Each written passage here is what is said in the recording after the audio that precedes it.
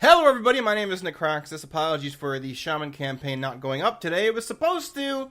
As I said before, I don't like to upload the class campaigns unless I have completed the entire set.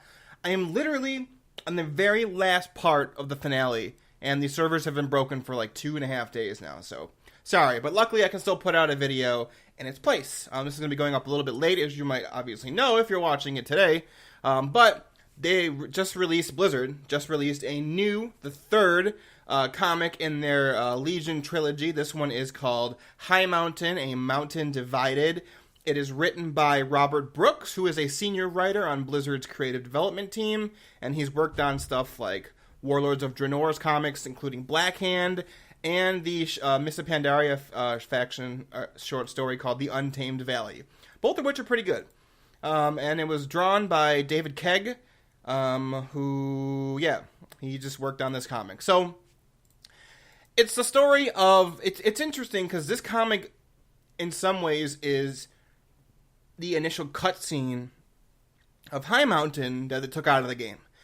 It's a story about all of the tribes coming together, the Blood Totems, the Rivermane, the Skyhorn, the Highmountain clan, and even Dargrul the Underking and the Drogbar.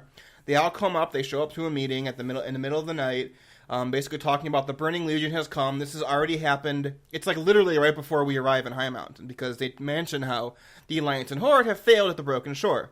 And it tells the story of how Dargrul ends up stealing the hammer of Khaz'goroth. And it's a really interesting story because they do a really good job of peppering in a bunch of hints of why the characters act the way they do when we do Highmountain. For example, Torok Blood Totem, if you guys... Spoiler alert, I guess, for Highmountain, if you haven't seen it or done it, he ends up joining with the Legion. But what's interesting is, during the conversation, Dargrul makes the point of... So I guess, after... There's a whole conversation about the Hammer of Khaz'goroth and whether or not they should use it. And apparently, according to Highmountain tradition, the Highmountain clans, the Tauren clans, were always supposed to safeguard the hammer but never use it. But then Spirit Walker Ebonhorn speaks up and says, hey, I've gone to the lair of Neltharion, I had a vision from the spirits. The spirits want the hammer to be used, but the spirits say that the hammer will not be used by one of the Tauren of Highmountain, it'll be used by an outsider to cast down the Burning Legion and defeat them. And Dargrul is like pissed off about this, because he thinks only someone who lived in Highmountain should be able to use the hammer.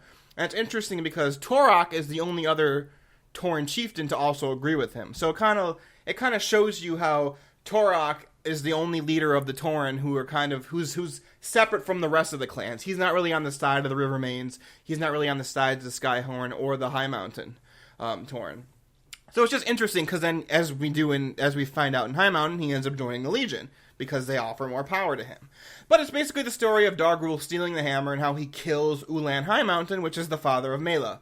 It's actually, at first, it was weird because at first I didn't dislike it, but I was kind of just on the whole thing. But then, just like with the Magni comic, at the very end, it shows like Mela like crouching over her father's dead body because it ends with Dargrul stealing the hammer. Ulan Highmountain, the chieftain, stands up against him and they have like a short fight, but he can't stand against the hammer, and Dargrul just like blasts him with it and just kills him. And one of the last panels of the comic is Mela, kneel before her father's body, and she's trying to rally the rest of the clans, but because Dargrul stole the hammer and has left, the Blood Totems are like, this is the first, my people are the first people he's going to fight, so I can't spare any people, and he leaves, and Jail Rivermane's like, Dargrul said he's going to attack our villages and steal our food, because Ulan tells him, like, if you're starting a war by stealing the hammer, how are you going to feed your people? We are the ones that trade you for food. And he basically says, I'll just take it. He basically becomes the Greyjoys of Highmountain. So then Jail Rivermane's like, peace out, I gotta go defend the farms. And then Lasan Skyhorn is also like, shit, we're in trouble. So the Drogbar are going to attack our village as well, so I gotta go. And then Mela basically recites a prophecy that Skywalker Ebonhorn, Spirit Walker Ebonhorn tells her basically, it's like a prophecy of like, if Highmountain bands together, then no matter what happens, we will stop whoever are our enemies, and she repeats that, basically, and she says if no one else is willing to reunite Highmountain, then she will herself, and, like, the last panel is, like, her picking up her father's totem, and, like, looking off over, what is the capital in Highmountain called? I've already forgotten. Freaking Thunder Totem. Looking out across Thunder Totem at Highmountain, you can see, like, really beautifully drawn, and she says if no one else is willing to unite Highmountain, then I will. And it ends there. And then all of a sudden, right after that happened, I was like, oh, I liked it. Like, it went from, like, to yeah.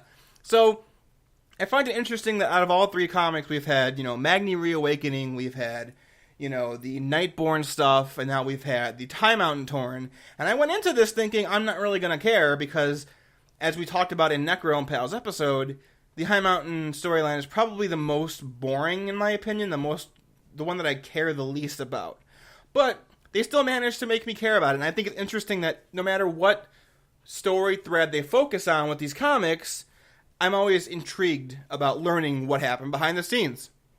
Maybe it's just me, maybe it's just a personal thing, and I'm just, like, recapturing my love of the World of Warcraft lore after the abomination that was Warlords of Draenor. I think a lot of the stuff that I like about Legion is because of that point, and I'm finally realizing it. Like, it might not be even the best storytelling, but because it's, like, already a league better than the terrible Warlords of Draenor stuff, that I'm always like, yeah, it's good.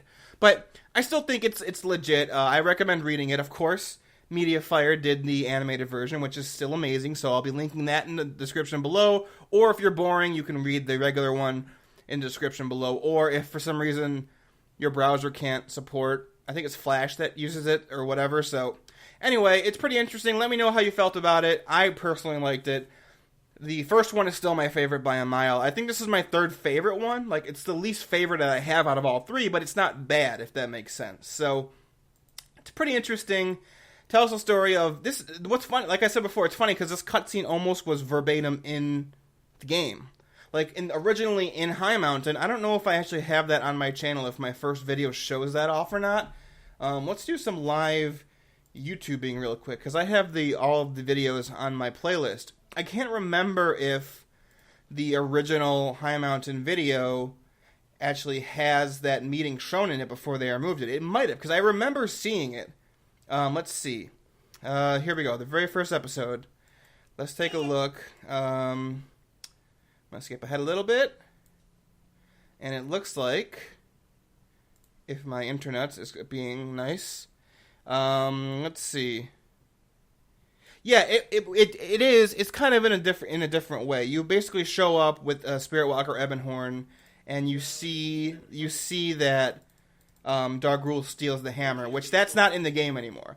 But so I'm guessing they took it out because they were making this comic. So it's really cool. I'm always grateful when they include more backstory. So let me know what you thought about this. It was called, what was it called? Highmountain, A Mountain Divided. So take a read. It's free, so it's, there's no reason not to do it. So thanks for watching, guys. The Shaman campaign should be starting soon. I'm not going to say tomorrow because they might not have fixed it since then. But I promise, it's almost finished. It's almost coming. But thanks for watching, guys. I'll see you next time. Stay awesome. And yeah, farewell.